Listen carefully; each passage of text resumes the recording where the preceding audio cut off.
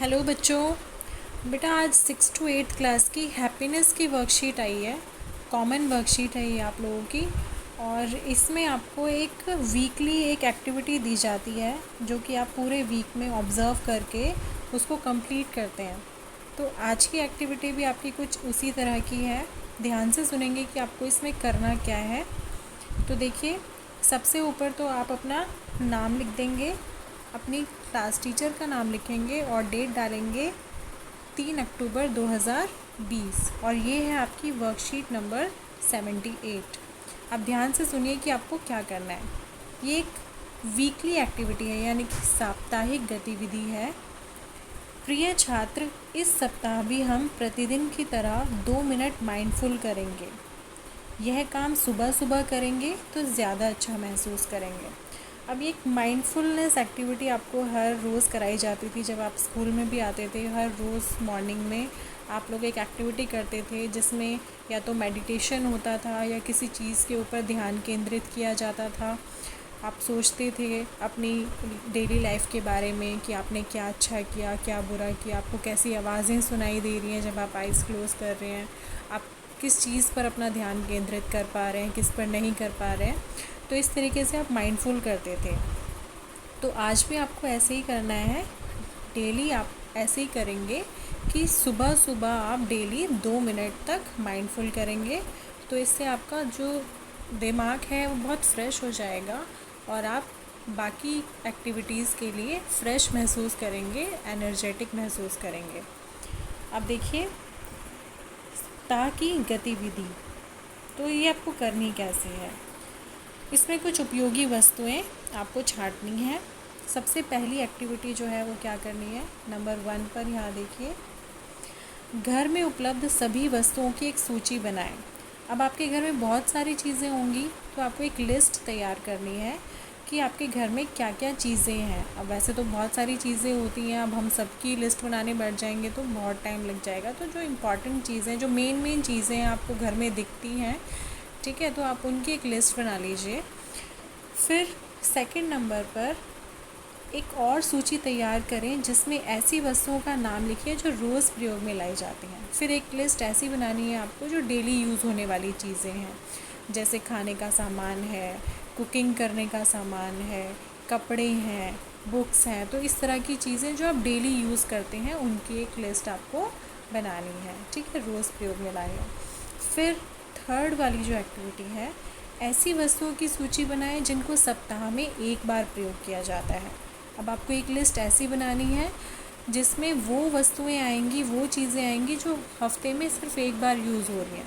मान लीजिए जैसे अब हम डेली आयरन नहीं करते हैं, कपड़ों को प्रेस नहीं करते हैं, मान लीजिए हम एक हफ़्ते में कर रहे हैं, ठीक है, तो यानी कि आपके घर में जो प्रेस है वो एक हफ़्ते में यूज़ हो रही है। अब कुछ लोग डेली वॉशिंग मशीन में कपड़े नहीं धोते हैं, हफ्ते में इकट्ठे करके एक बार कपड़े धो रहे हैं, ठीक है। तो इस तरीके से आपको लिस्ट बनानी है कि आप एक हफ़्ते में कौन कौन सी चीज़ें यूज़ कर रहे हैं जो कि सिर्फ हफ्ते में एक बार यूज़ होती है, ठीक है बच्चों। उसके बाद है फोर्थ एक्टिविटी, एक ऐसी सूची तैयार करें जिनको एक महीने में एक बार प्रयोग किया जाता है। एक लिस्ट अब आपको वो बनानी है, ऐसी वस्तुएं जो आप महीने में एक ही बार यूज़ कर रहे हैं, ठीक है। तो आप ध्यान से देखेंगे अपने घर में कौन सी चीज़ें आप महीने में सिर्फ एक ही बार यूज़ करते हैं, ठीक है। उसके बाद आती है फिफ्थ एक्टिविटी, ऐसी वस्तुओं की सूची बनाएं जिनका प्रयोग लगभग 1 साल में होता है, ठीक है। तो यानी कि आपको अब एक ऐसी सूची बनानी है यहाँ पर 5th नंबर पे जो साल में एक ही बार यूज़ हो रही हैं। जैसे मान लीजिए किसी फेस्टिवल पे यूज़ होती हैं, मान लीजिए दिवाली पे है तो घर में क्रैकर्स हैं या कैंडल्स हैं जो आप एक ही साल में यूज़ कर रहे हैं। होली पे जैसे गुलाल होता है, कलर होता है, साल में एक बार यूज़ हो रहा है, ठीक है। मान लीजिए कुछ भी ऐसी चीज़ें जो आप सिर्फ एक ही साल, मतलब साल में एक बार यूज़ करते हैं, तो ऐसी चीज़ों की लिस्ट आपको बनानी है। उसके बाद 6 नंबर पर है, ऐसी वस्तुओं की सूची बनाएं जिनका प्रयोग नहीं होता है। अब आपने बहुत सारी लिस्ट बना ली है यहाँ पर, डेली वाली, वीकली वाली, मंथली वाली, फिर ईयरली वाली। अब कुछ वस्तुएं ऐसी भी होंगी जिनका यूज़ ही नहीं हो रहा है घर में, ठीक है, क्योंकि आपकी लिस्ट में वो चीज़ें आई ही नहीं होंगी और घर में आपके हैं वो। तो आप वैसी चीज़ों की लिस्ट भी बनाएंगे जिनका यूज़ ही नहीं होता है, ठीक है। अब नीचे क्या दिया हुआ है, यदि हम प्रयोग न होने वाली वस्तुओं को ना खरीदें तो इसका क्या प्रभाव होगा। अब मान लीजिए आपके घर में कुछ चीज़ें ऐसी हैं जिनका यूज़ ही नहीं हो रहा है, और वो साल में भी यूज़ नहीं हुई, महीने में भी यूज़ नहीं हुई, वो यूज़ ही नहीं हो रही हैं और सिर्फ आपके घर में वो ऐसे ही बेकार पड़ी हैं। तो अब अगर आप उनको नहीं खरीदेंगे तो इससे क्या होगा, अपना स्वयं पर यानी कि खुद पर क्या प्रभाव पड़ेगा, समाज पर क्या प्रभाव पड़ेगा और पर्यावरण पर क्या प्रभाव पड़ेगा।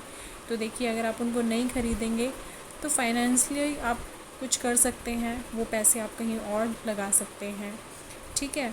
या वो घर में पड़े पड़े बेकार हो रही हैं, आप उसको कबाड़ी को दे रहे हो या फिर आप उसको जला रहे हो या कूड़े में फेंक रहे हो, ठीक है। तो इससे समाज पर क्या इफ़ेक्ट पड़ रहा है और आपके एनवायरनमेंट पर क्या इफ़ेक्ट पड़ रहा है, तो ये सब बातें भी आपको उसमें मेंशन करनी है।